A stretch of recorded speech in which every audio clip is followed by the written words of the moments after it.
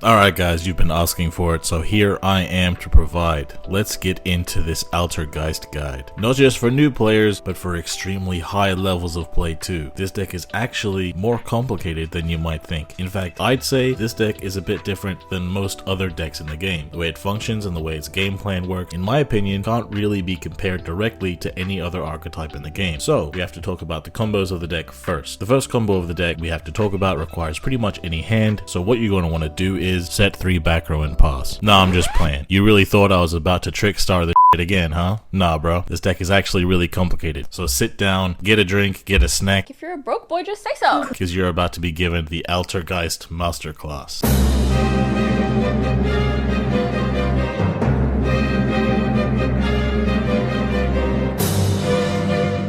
Don't get it twisted, guys. Altergeist is a stall deck. Don't let anything I say today detract from that fact. This deck is entirely focused around staying alive. If it were a mere control deck, it would be able to end the game quite a lot faster, but it does not incorporate control aspects into its stall game plan, and the ways it finishes games tend to either be stall win conditions or control win conditions, depending on the state of the game. The thing is, I wasn't really lying about how complicated this deck is. But Undead, it's a stall deck. It is true that it is a stall deck, and across all of Yu-Gi-Oh's history, stall decks have tended to rely on using cards that prevent the most amount of interaction possible with the easiest methods available, so that all of your opponent's effort is invalidated by the fact that you are very easily preventing them from killing you, and you can eventually deal with them by chip damage or by milling them out. This game plan is often true for Altergeist, however, we aren't using blowout cards that easily prevent interaction. In fact, we are not opposed to interactive gameplay at all. Instead, this is an interactive stall deck. Like you're having a real game of wits against your opponent, even though you are simply trying to survive for a long time. The archetype itself has interruptions and survival mechanisms mainly focused around these two cards, Silkidus and Conkery.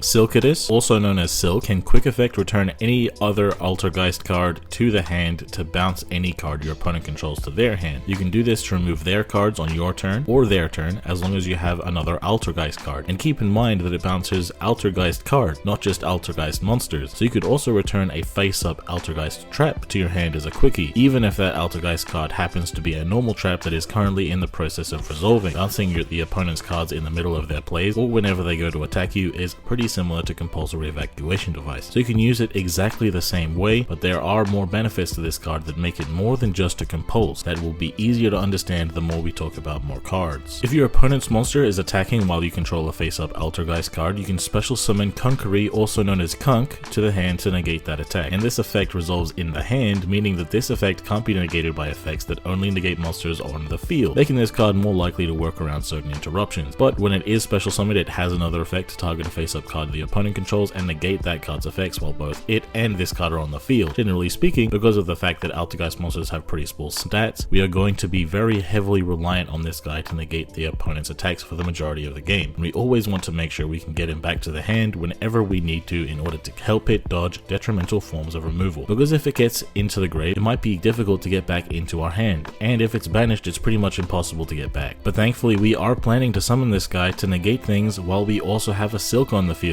because what we could do is when they attack us while we control Silk, we can negate that attack by summoning the Kunk from the hand, then use Silk to bounce the Kunk to our hand again to bounce another of their monsters, and then if they have a third monster, we can negate their attack with Kunk, since Kunk's effects are not once per turn at all. Depending on the situation, we might also be able to take advantage of the Fiendish Chain-like effect that it has on summon, and we can very likely take advantage of its 2400 defense to make surviving even easier after preventing 3 attacks. This whole thing allows us to have a 3 attack preventions every turn, and the Silk could also be used on your turn or their turn to remove their cards basically for free, since you aren't losing any advantage by returning your own cards to the hand when you can just put them back on the field again if you want to. So Silk and Kunk are our main guys for our game plan, but we have to actually get to that situation in the first place. And the thing is, this isn't necessarily the most consistent thing in the world to do, since Kunk is only available at 1 copy in Duel Links, so we have to have a way to access it from the deck. And even if we wanted to play Silk at 3, that doesn't guarantee that we are going to get it. Because of this, we are going to need some consistency cards to help get this stall plan going, so we can successfully soak up 3 attacks every turn. The 2 main consistency cards we have this deck are Multi-Faker and Meluseek. Meluseek, also known as Melu, is the first one, and it is limited to 3, meaning that we can forget about trying to play limited to 3 traps, since having access to this guy as much as possible is so important for multiple reasons. I said he was a consistency card, and he really is, but he is more than just a consistency card, since he can attack the opponent directly with 500 attack. Who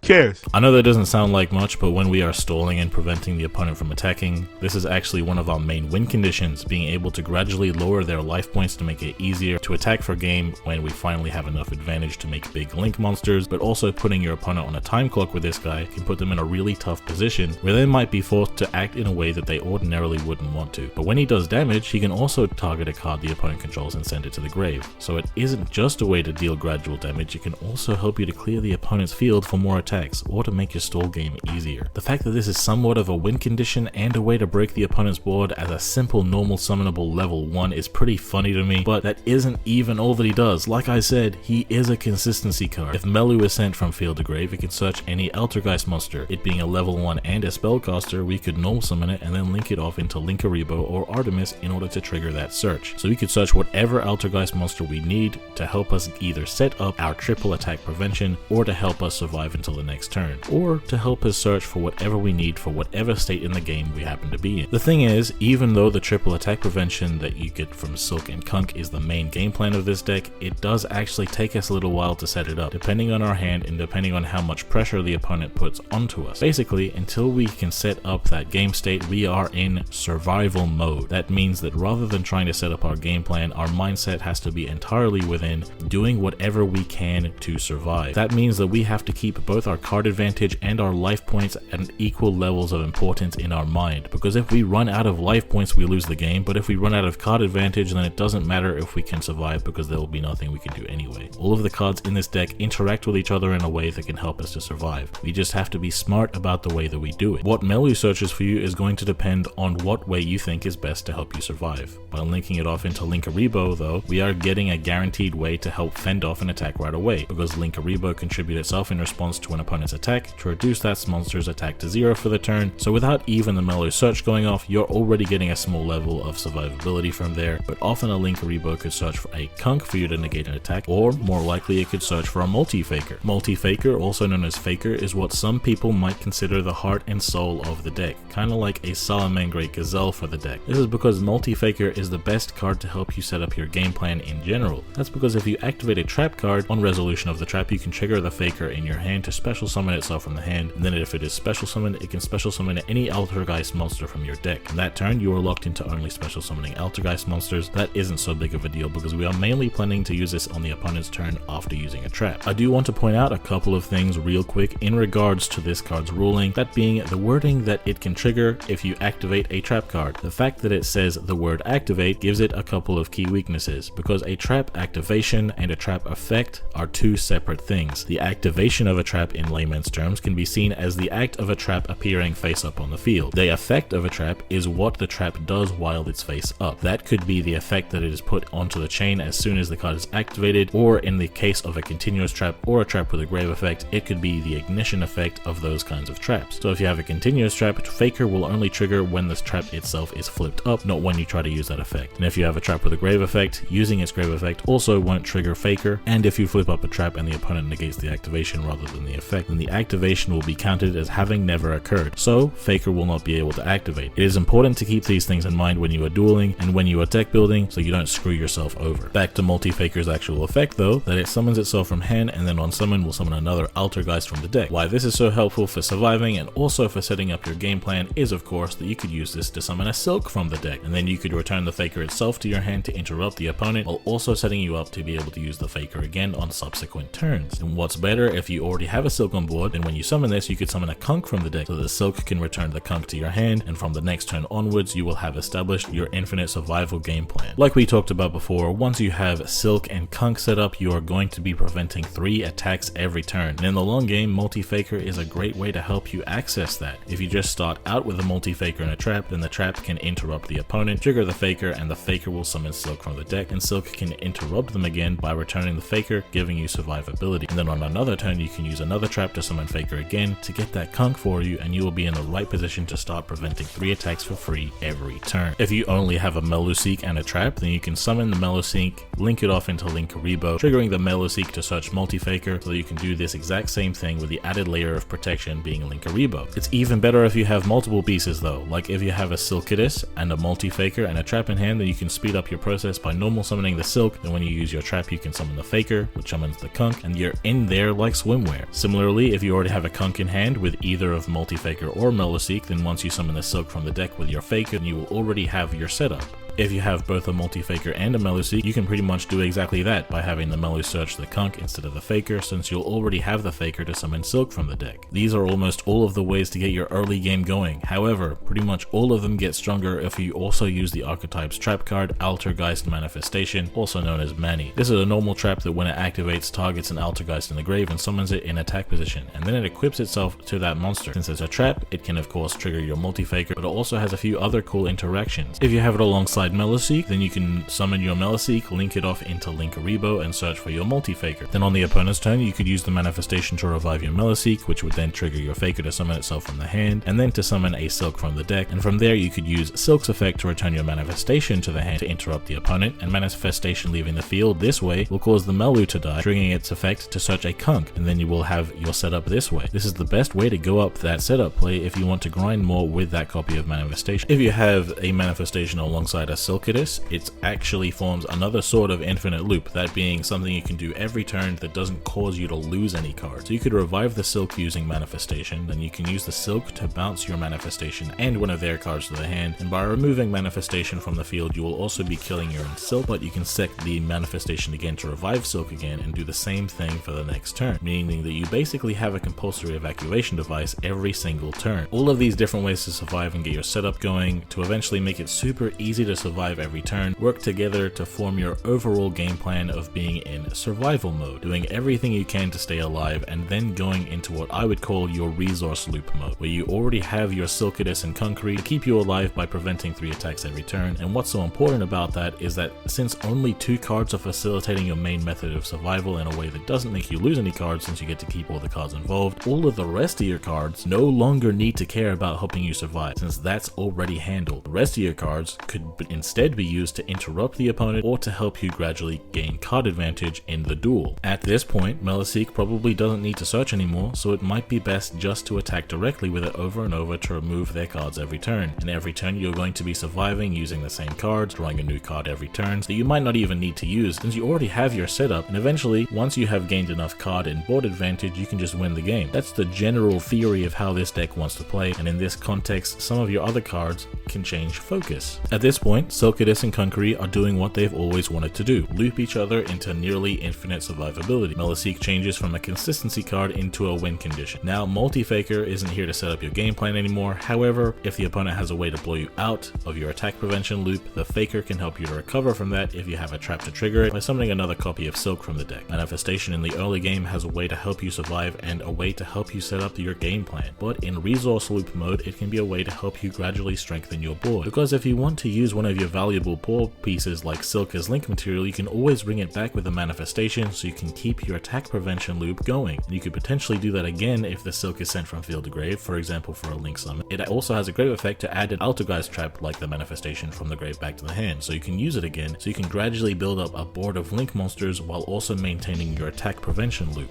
But since we can't actually search for traps using our main deck access cards like Meluseek and multi-Faker, we will also want to play a copy of Altergeist Marionetter, who on normal summon sets an Altergeist back row directly from the deck. The fact that this is a monster means that Meluseek could search for it, so you could normal summon it, or multi-Faker could summon it from the deck, so that Silk could return it to the hand, and then you could normal summon. So one way or another, once we have gotten our protection set up, we are going to be able to get access to a way to help us to get manifestation, who can help us gradually set up a board full of link monsters. But if we are preventing 3 attacks every turn, and we can just use Meliseek to attack every turn, then why would we need to link summon in the first place? The thing is, even though this deck has a great way to keep the opponent's monsters at bay, the opponents may still have spells and traps that can decimate our game state and set us back to square one. In order to prevent this, we can link summon the boss monster of this deck, Altergeist Hextia. Hextia requires 2 Altergeist monsters and gains attack equal to each Altergeist that it points to, so even with 1500 attack, it could get pretty big depending on what it's pointing to. The main thing though is that Hextia can negate a back row by tributing an Altergeist that it points to, meaning that the opponent won't be able to blow us out with cards like Ice Dragon's Prison or Dark Hole. What's even more insane about this is that this effect isn't a once per turn. No, not just a soft once per turn, I mean not once per turn at all. So if you negated a card with this by tributing a monster it points to, then on the same turn summon another monster to that zone, you'll be able to negate another back row. And you could do that using Manifestation, summoning from the grave, or Multi-Faker, summoning from the deck. Just keep in mind though that we still want to have our attack prevention loop going, so make sure that the zone Hextia points to isn't a zone that your Silkadis or Kunkuri are trying to occupy. You don't want to have to bend over backwards to try to get them back. It's worth noting too that if you put Marionetta into the zone that Hextia points to, then Hextia will have 3100 attack, which is bigger than most of the imposing threats in the game if size is a big factor during a duel. Most of the time it won't be, since you can prevent their attacks and attack directly with Meliseek, but it can definitely come up, especially with Azure Eyes being impossible to remove with Meliseek, since Meliseek does target, and Azure being able to revive a Dragon Spirit White can situationally be really rough if the Blue Eyes player is smart.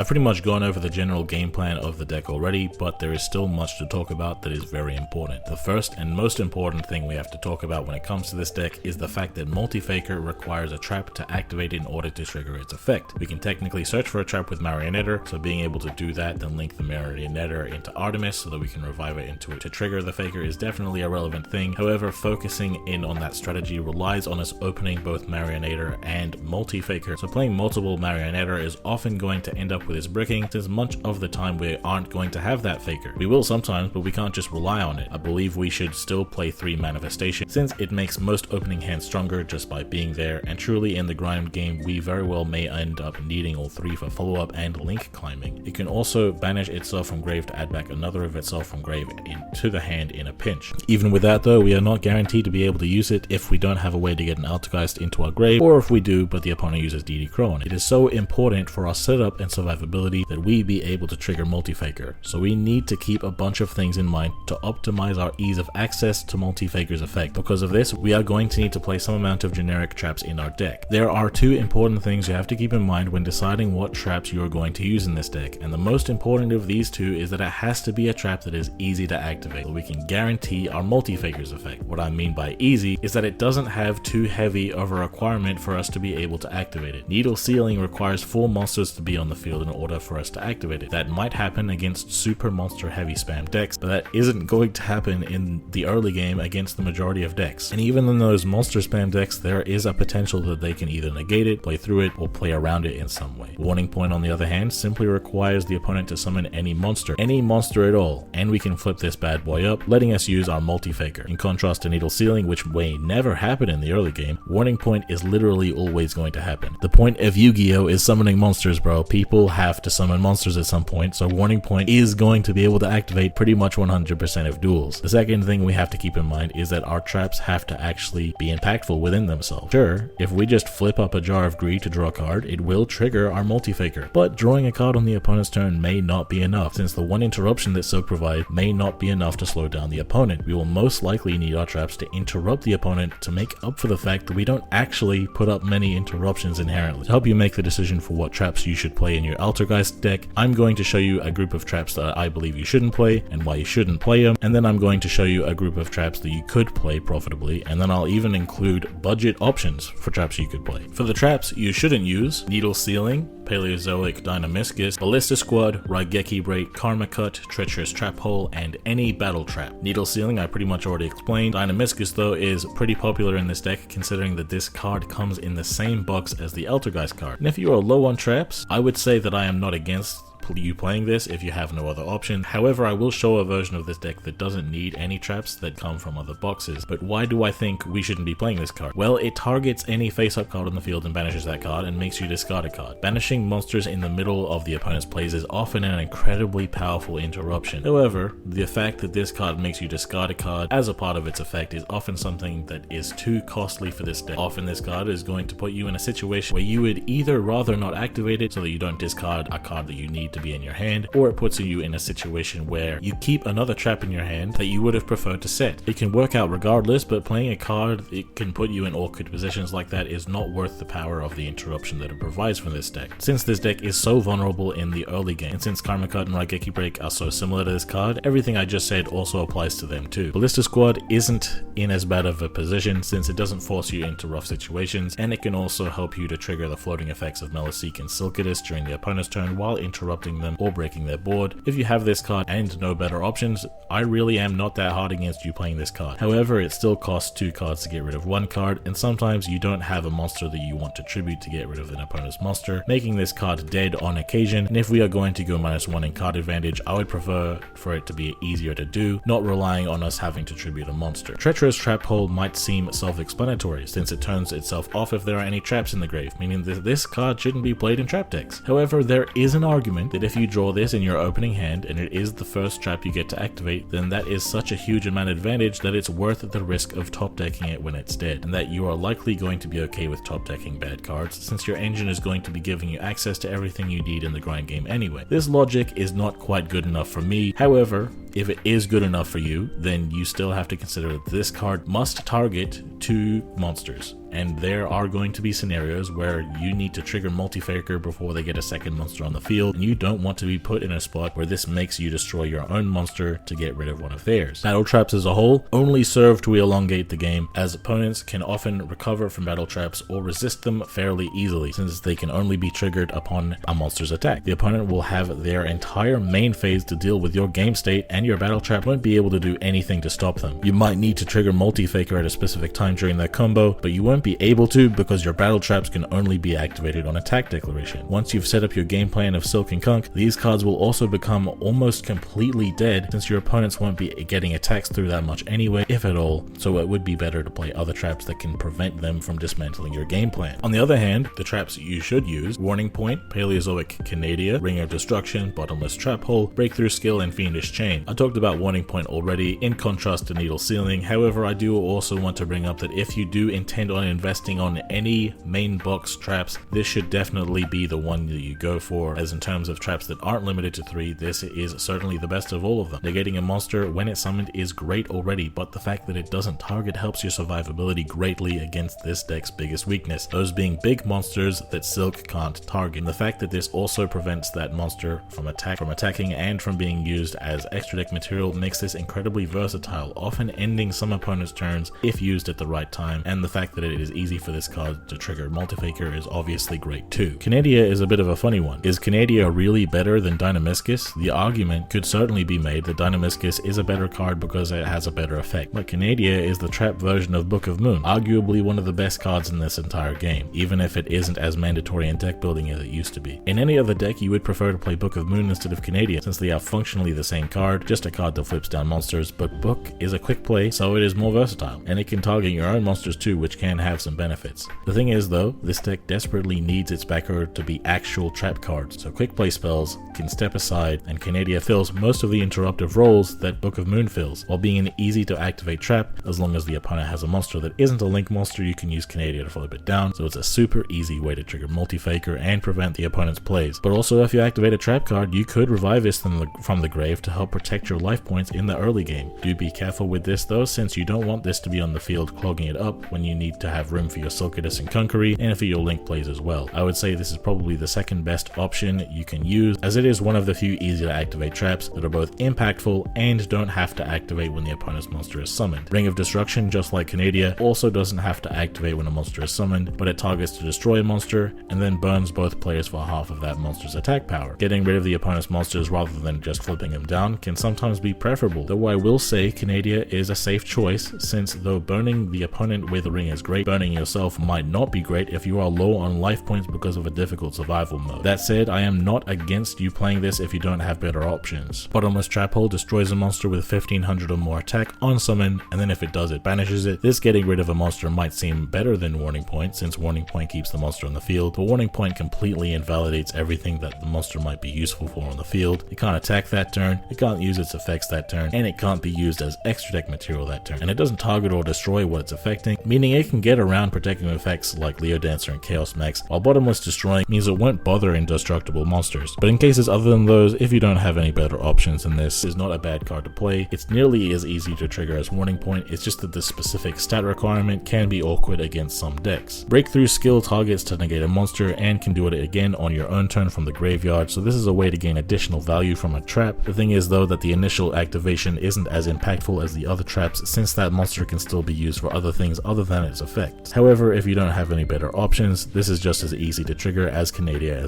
and Ring of D. Fiendish Chain is pretty much in the same boat as Breakthrough Skill, only it isn't as good as Breakthrough Skill, but again, if you don't have better options, then it's completely fine to use it. For budget options, I do have a few here, and they range from completely free to play to somewhat easy to obtain, and these are Void Trap Hole, Bad Aim, Cloak and Dagger, and Magic Deflector. Void Trap Hole being a mini box SR that you can also get from SR Dream tickets and box chips makes it pretty easy to get, and it's actually something you might consider side decking in tournaments even if you aren't a budget duelist. If the opponent summons a monster with 2k or more attack, you can negate that monster and then destroy it. Negating it before destroying it means that if that monster has an effect that protects it from destruction, it won't care about that protection, meaning that this is actually a better card than Warning Point if you're going against a deck that summons huge protected bodies like Lunar Lights and Blue Eyes. It isn't very helpful against Live Twins, meaning that this card won't be that versatile, but if you are a budget duelist, you might want to pick this up, and if you're a tournament duelist, you might want to side this anyway. Bad Aim is a bit outdated, however, if you have it, then you might like to consider using it if the opponent activates an effect that you can target a card on the field other than the card that was activated and destroy that card. Funnily enough, this is actually better than it might look. While it isn't doing anything about the card being activated, it is still dealing with something that might be relevant, and effects are always being activated, no matter what deck is being played, so this is an easy way to trigger Multi-Faker. If you don't have this card already though, I wouldn't go out of my way to get it. Cloak and Dagger is pretty famous in the free-to-play Duel Links community for being much more powerful than its rarity would have you believe. This is a continuous trap that has you declare a card name on activation, and then while this card's on the field, if a monster with a declared name would be summoned by any way, it gets banished. You could figure out what deck the opponent is playing based on their skill and activate this preemptively, naming a monster that is super important for their plays to go through. Or you could wait to see until they've started their plays, so you can declare a monster card name, then based on what would hurt them the most, for example, against Live Twins, you can name one of the extra deck Evil Twins and they won't be able to get their engine going. The fact that this is a continuous trap means that it can be activated anytime you want, so you can trigger Multi-Faker whenever you want. Now, this is a great cheap way to counter or at least interrupt many decks. The last cheap option I want to bring up, you can actually get from the card trader, and it's Magic Deflector. The turn you activate this card, all continuous spells, quick play spells, field spells, and equip spells are negated for that turn. Look at the best decks in the game, and you'll see that almost all of them are playing cards that fit within these categories, and having a card that negates all of them for a turn, not even just negating one spell, but negating all of these types for the whole turn as a lingering effect, can make this a super impactful card against certain decks. Some decks won't care too deeply about it though, so if you have better options, you can play something else, but if you are a tournament duelist, you might also like to use this in your side deck. This, like Cloak and Dagger, can be activated whenever you like, so you can use this to trigger Multi-Faker whenever you like. I know that this chapter is pretty long considering that we are just talking about traps you can play in the deck, but in a deck like this that actually directly needs traps, the thought process for choosing your traps is actually really important. Before we move on to the next chapter though, I want to mention a few other cards. The first is Personal Spoofing. This continuous trap shuffles an Altergeist card from your hand or field into the deck in order to search for another one. This card is limited to one, so if you wanted to play another limited to one card, then you would be cutting this for it. But this card is actually pretty nice for helping you get your setup early. The fact that it doesn't have Altergeist in the name of the card, and the fact that it is only at one copy and doesn't actually interrupt the opponent, means that we can't really build our deck to rely on it, since we won't know if we are going to have it. However, with a 20 card deck, you will open it nearly a quarter of your games. Because of this, it is going to be important to know how to use it. It is a continuous trap, so simply by flipping it up you can trigger your Multi-Faker. But the idea with this card is that you can trade out your monsters for other monsters when they have gotten a value for you already. So after you summon Multi-Faker and it summons a Silk from the deck, you can use your Personal Spoofing to return Multi-Faker to the deck to search for Conqueree. Then you will have your setup. But the usage of this card could continue after that point. Like if the opponent wanted to negate one of your monsters in response to its effect, you could use Personal personal spoofing to prevent that negation and search something else. In that play I mentioned earlier where you search for Kunkery, when it's your turn again, you could shuffle back the Kunk for another Altergeist you need, then on their turn shuffle that one back so that you can have your Kunk again. And these things really add up, but as the game goes longer, this card becomes less and less helpful since your engine will be giving you everything you need already, but in the early game this makes things quite a lot easier. The other card I must mention is Transmigration Prophecy. This is a normal trap that targets any 2 cards in both players' graveyards and shuffles them into the deck. So in order to activate this, there must be a combined total of 2 cards in both players' graveyard, making this slightly difficult to activate in very early moves of the duel. However, for the vast majority of the duel, this is going to be incredibly easy to activate to trigger Multi-Faker, and this card's use cases are just fantastic. Grave synergies are one of the main aspects of Yu-Gi-Oh's archetype design that remain relevant and only become more and more relevant as time goes on. Being able to interrupt the opponent by getting rid of 2 cards from their grave is just so saucy, and the benefit if the opponent uses Ice Dragon's Prison on you before you have a Hexia to negate it, you could use this to shuffle back the Altergeist that they targeted in order to prevent all of IDP's banishing. It is more useful to interrupt cards on the field most of the time, but if you have a bit of room in the deck, I would recommend fitting in 1 copy of this.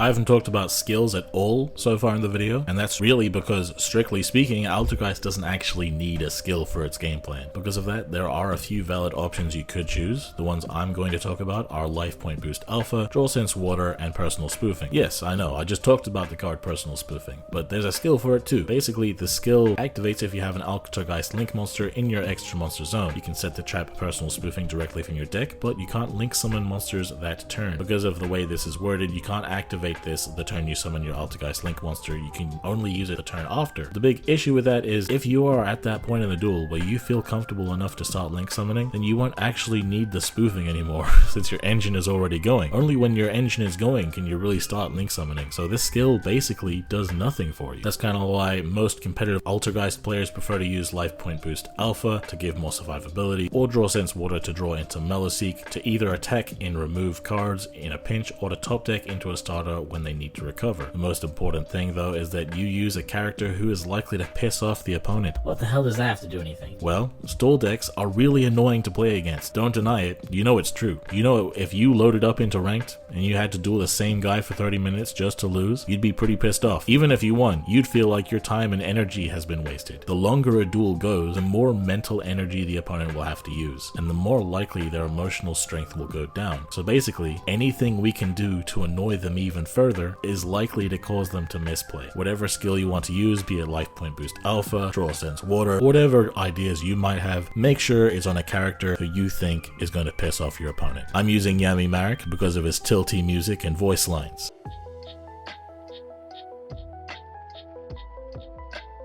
So far, the only extra deck monsters I've talked about are Linkuriboh, Artemis, and Hexia. Realistically, these are the only cards that are mandatory for the deck to function. The deck can win with just these, and the rest of the extra deck can be whatever you like. So you might think to put your favorite cards in there just for shits and giggles, but it's actually better for you to take advantage of that room to give you bonus ways of dealing with things that you might otherwise struggle to deal with. For me, the ones I choose to play are Code Talker and Borrowload Dragon. The other options that are good to play are the Nightmares for removal in the late game. Code Talker is a Link 2 that simply requires 2 effect monsters and it has 1300 attack and gains 500 attack for each monster that it points to. Sometimes we need to link off the Artemis or the Linkuriboh since they have low attack stats. It is also important to mention that it cannot be destroyed by battle or card effects while it points to a monster. The main thing though that I think everybody should play is Borrowload Dragon. Like I said earlier, this deck's biggest weakness is monsters that Silk can't target to bounce back to their hand, especially Lunalight Leo Dancer, who can still attack again even after Kunk negates one of its attacks. If we can survive somehow against these tough monsters with a warning point or by some other method, then we can go into Borrowload Dragon, which is a Link 4 that requires 3 or more materials. So you could use 4 monsters, or you could use a Link 2 and 2 other monsters, and this guy himself can't be targeted by monster effects, and if he battles a monster, he can steal that monster and put him into the zone he points to, and this effect doesn't target either, so you'll be able to steal the opponent's Leo Dancer or their Chaos Max to make it much easier to break their board or even attack them for game. To be quite frank with you,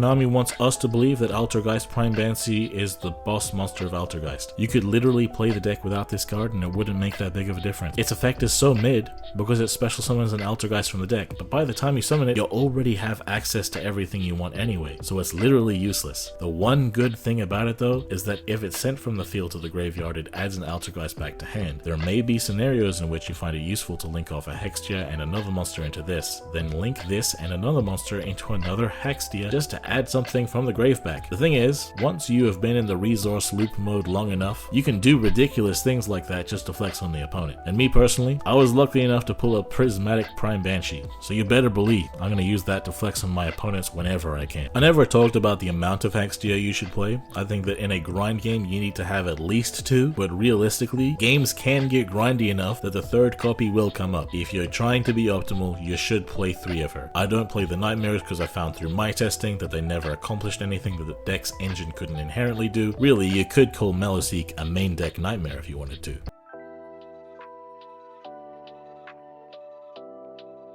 What if I told you that there is a lock Altergeist can pull off that can completely prevent the opponent's monsters from attacking you? Yeah, dude, you already talked about that. Hold on, bro, I'm not talking about preventing 3 attacks here. I'm talking about a different lock that completely prevents the opponent from even trying to attack in the first place. Hear me out, guys. Let me just cook for a second here, because it's not as redundant as you might think. The lock revolves around 3 cards: Altergeist Fifinalag, Altergeist Camouflage, and Altergeist Emulate Elf. Here's how it works. First things first, you get Fifinalag on the field. Its effect is just that the opponent cannot target your other Altergeist cards for attacks, and the opponent also can't target your other Altergeist monsters with effects either. Just by itself, it only protects your other Altergeists, meaning that it just soaks up 1 targeting effect or 1 attack, then they can go about the rest of their carnage on your board. However, if you activate Altergeist Camouflage targeting your Fifinalag, it will equip itself to it, and then it will prevent the opponent from targeting it for attacks, but the opponent may still attack directly if you don't control any other monsters. Then Camouflage also continuously negates any effect that would target the equipped monster. So basically, if you have a Fifinalag equipped with a Camouflage and another Altergeist monster on the field, the opponent cannot attack that other Altergeist monster for effects or attacks because of the Fifinalag, and they can't target the Fifinalag for effects or attacks because of the Camouflage. Basically, the opponent can't attack you at all, and they can't target your monsters at all. So the only way they can deal with your board is by using an effect that doesn't target, or by removing the Camouflage from the field somehow. That's where the third part of this lock comes in. Altergeist Emulate Elf is a continuous trap that special summons itself as an effect monster, and if it was summoned by its own effect, and it protects other Altergeist traps you control from targeting and from destruction. So since it will be a monster, it itself will be protected from attacks and from targeting by Fifinalag, and it itself will be protecting the Camouflage from targeting and destruction. From this point, our board is completely immune to targeting, destruction, and attacks, meaning that the only way the opponent can break through is by having their own way of attacking directly or milling us out, or by having an effect that removes without targeting and without destroying. There are cards like that in the game though, like Ice Dragon's Prison and Dingirsu. So because every other card the opponent has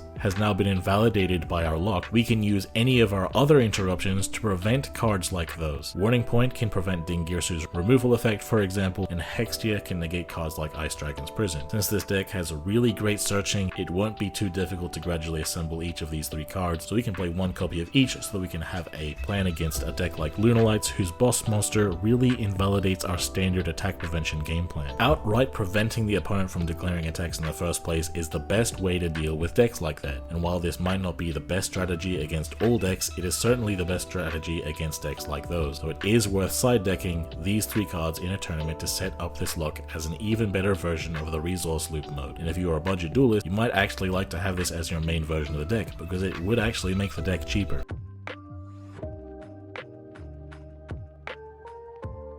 The core of this deck looks like this. These are the base ratios that Altergeist duelists overall accept as the standard. Gotta play the 1 Conqueror because it's mandatory for our deck's plan. Multi-Faker gives us everything we need in the early game. We have to play as many copies of it as are available, and since there are only 2 available, we play 2. Meloseek is a starter, so of course we have to max out on it. Marionetter, play the 1 because there's no reason to play anymore. Silkidus is obviously important for the game plan, so 1 copy of course is important, but is it also important to play another copy in case the first gets banished, because it's going to be spending all of its time on the field. If any of our other monsters are threatened by a banish, then Silk can just bounce that monster to the hand to protect it from the banish, but Silk can't bounce itself, so we gotta play a backup to summon from Multifaker or to search from Meliseek. Personal spoofing is great in the early game, so we play the one we have. I talked up Manifestation as being a card that makes your hands better just by being in it. However, if you have too much of it without any Altergeist to revive it, it could make your hands awkward. So people generally will play 2 copies. However, with 7 copies of Altergeist in the deck being great to open with it, I personally feel that playing 3 is great with very minimal downside, and there are some grind games where playing 3 is relevant. The core leaves 8 slots for you to do whatever the hell you want, but whatever the hell you want has a caveat that it has to be helpful to the deck. Can't afford to just play some quick play spells just because you like the cards, or some hand traps just because you like them. We need actual traps in this deck, and we need the traps to be live, like we talked about in chapter 2. I'm going to show 3 different versions here. The version I would consider to be the most optimal and versatile version, another version that uses the Altergeist lock, and a budget version for the budget duelists. This standard optimized version uses its 8 slots to put in 3 Warning Point, 3 Canadia, a bonus copy of Manifestation, and a copy of the Transmigration Prophecy. Warning Point, in my opinion, is the best generic trap this deck can play, as it really helps us out against our hardest matchups, and it's pretty much good against every deck including the mirror match. Canadia is the second best in my opinion due to its ease of activation and its versatility as an interruption and as a survival card. I talked about why I liked 1 copy of Transmigration copy earlier, so that's why I'm playing 1 copy of it. The version of the deck that takes advantage of the Altergeist lock is just the same as the standard optimized version, making sure to play the 3 Warning Point as it helps the deck out just so much, and replacing the 3 Canadia for the 3 pieces of the lock combo. I should mention though that technically speaking, against certain decks, Emulate Elf won't be necessary. Sometimes the Fifinalag and the Camouflage will do all the heavy lifting, and in that case you won't need to search Emulate Elf to protect them, but in some matchups you might decide not to side the Emulate Elf in. Lastly, the budget version of the deck is just like the lock version. Since the lock is so cheap to obtain, we might as well play it budget duelist, but there aren't any box UR or SR staples in here, but instead we are playing Cloak and Dagger and Magic Deflector. You can fiddle around with these ratios if you like, and if you have any better back row, of course you can play those instead. I would like to mention about the cards within the lock that the Emulate Elf and the Camouflage are not that bad outside of the lock as well. Camouflage can be a way to negate an effect that targets one of your Altergeists, and Emulate Elf can be a nice way to protect your Manifestation from being removed when you don't want it to be, as well as it is a monster that is recurable from the grave with Silkidus and searchable by Marionetter in case your hand needs more monsters. At the end of the day though, I'm not here to tell you how you should build your deck, I'm here to show you how to play it. So let's get into a couple of replays that show off how the game plan of this deck works. Okay, so my hand isn't very good here. Their hand is pretty good for an S-Force player's hand. He's got a couple of back row. These back row are obviously S-Force Chase and a way to get out that Chiyomaru back. My hand, I opened the Conqueror, not amazing, but I do have the personal spoofing. Spoofing is everything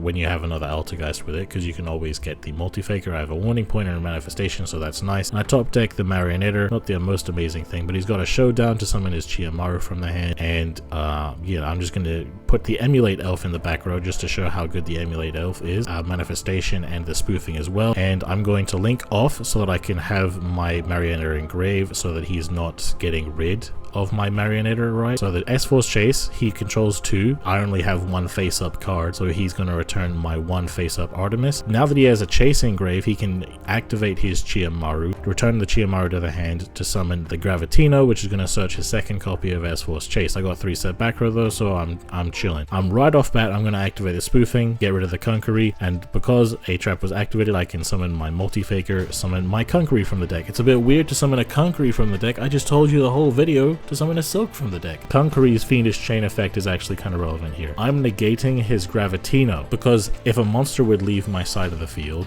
it would be banished instead, and I really can't have banishing in this deck, so I'm going to negate the Gravitino, which is actually going to force him to get rid of it. He's going to go into his Nightmare Phoenix, discard a card to destroy my Manifestation. I'm not going to revive because I do want to return the Multifaker to the hand at some point to summon itself and another thing from the deck. So he's going to summon his Chiyomaru, he's going to destroy my Multifaker, and I'm going to use the Emulate Elf. And the important thing about the Multifaker is if I did have an other Altergeist trap, it would protect it from destruction and things like that. I didn't actually end up needing that effect, but if I did, then that would have been nice. I was mainly trying to use it for a Link Summon. If I happened to need it, I didn't. So I'm just going to go into a Linkaribo here. I could have similarly gone into a Hextia. However, Hextia would have been pointing to the Conqueror, and that would have been a little bit weird, and I could have potentially negated his back row, but I really don't want to tribute my Kunkery. That's the real big thing. I am really not trying to tribute Kunkery here. But yeah, I'm going to go into the Linkuriboh, can be nice for protection. He's going to use the S-Force Chase. He only controls one S-Force, so he's going to be trying to return my Kunkery to the hand, and he does. I'm just going to use the spoofing to turn my Kunkery into a multi-faker. That's not going to trigger the multi-faker because it's the effect, not the activation. The Emulate Elf is going to be able to beat over his Chiyomaru. He's going to chase to summon the Edge Razor, and he's going to summon the Chiyomaru again. I'm going to still attack into the Chiyomaru. His turn, he's just going to set a back row and attack. He attacks with the Phoenix. I'm going to say no to that. He's going to attack with the Edge Razor. I'm going to say no with the Kunkery. And the Kunkery, I'm going to activate the warning point, not because, you know, I need the warning point on my own Kunkery, but because I want to activate a trap, obviously. Then I'm going to use the spoofing to return my own Emulate to the deck so that I have room to summon another thing to my field. Now my multi-faker is going to trigger, and the multi-faker is also going to summon a Silkidus. Silk is going to get rid of that back row right there, so you know you're not back rowing me, buddy. Silk is going to bounce this, bounce his Phoenix, and I'm going to use spoofing to get a search, and he's just going to scoop it up. I've clearly won at this point. Okay, so here I am going against Yubel Neos. Looks like I'm going first. My hand is a Silk and a multi-faker and a manifestation and a spoofing. Wow, that is cracked. I already have everything, and I have everything on top of everything.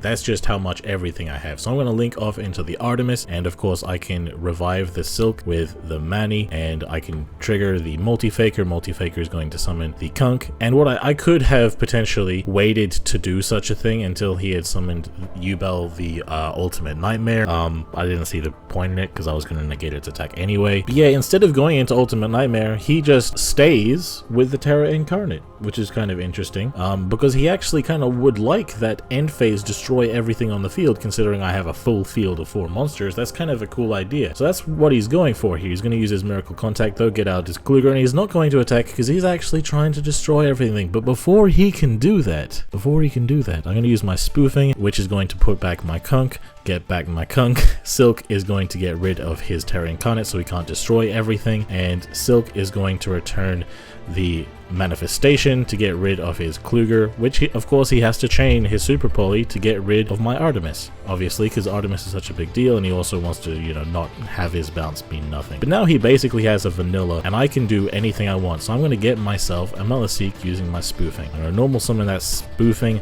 set a couple of back row, attacking directly, and send his Shining to the grave. That spoofing is going to turn my my Meliseek into a multi-faker. He's going to do the Yubel combo again, must be nice. This time he's probably going to go into the Ultimate Nightmare, and he's going to get himself a Neos here.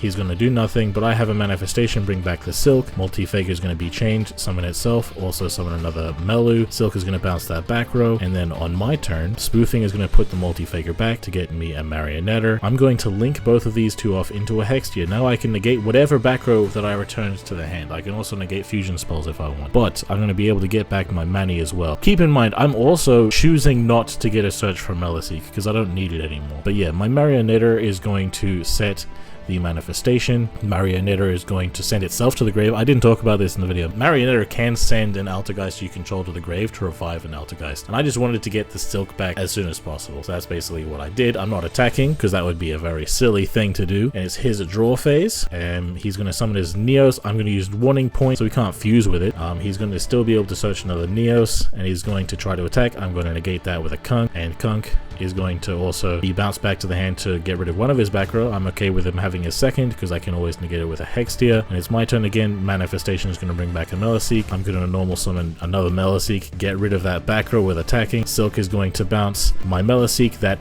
did just attack to get rid of his Yubel. Then I can attack again with my other Meliseek, get rid of his Neos, and that's lethal. But he scoops even though it's lethal because that's what hero players do. That was a long ass video. Thanks for watching until the end, guys. That was a little work, and thanks for your patience. It has taken us a while to get this video up, but we did want to make sure to get it absolutely as informative, helpful, and easy to digest as possible. To do so, I did a lot of my own testing and research, including talking with the resident Altergeist expert of the Team 6K community Discord. Just better. If you have any more questions about the deck, be sure to join the Discord community. The link is in the description. Tag me or him, and one of us will certainly be able to answer any of your questions about the deck. And he's just beginning to set up his own YouTube channel too, so be sure to subscribe to him for more insight. deck, I'll leave the link to his channel in the description. And I also want to point out that there is somebody else in the Duel Links community who has made another very long video, and by watching the video you might learn some of his tricks to help your brain to understand this deck with a heightened level of expertise, and that's the Altergeist Academy video by Second Sponge. I will link that video in the description as well. I sure hope that this video has been helpful to you. If you have any questions about the deck or in general, be sure to leave them in the comments. If you like the video, then slap like now, subscribe if you haven't already, hit the bell to get notified every time we make a new video. Have yourselves a good one, guys, and I've been Undead from Team 6K, signing out.